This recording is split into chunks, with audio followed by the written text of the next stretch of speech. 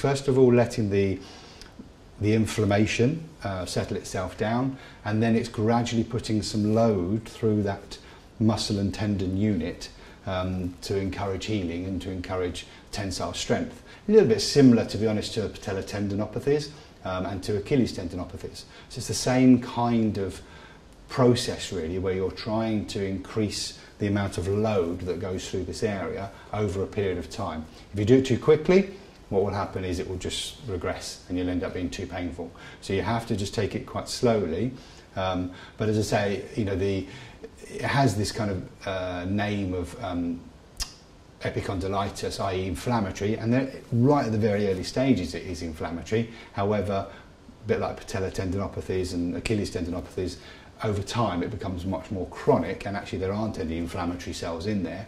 What they're actually shown is that the tendon unit becomes degenerate, and what you've got to do is try and improve the quality of that tendon and tensile strength of that tendon.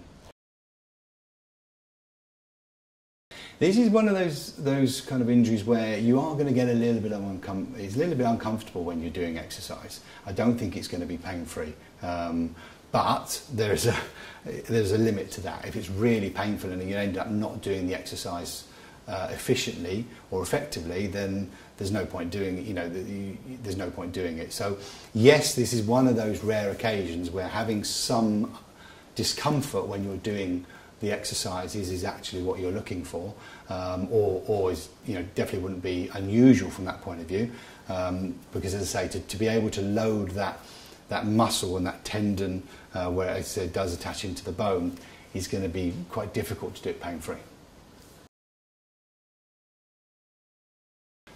To be honest with you, neither are really going to have that great effect, if I'm honest with you.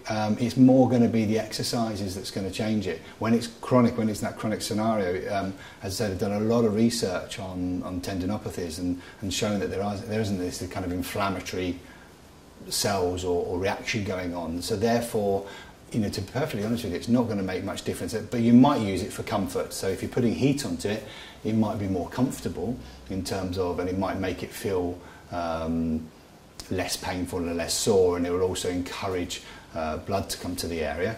But as I say, you know, in terms of actual healing wise, it's not going to make much difference.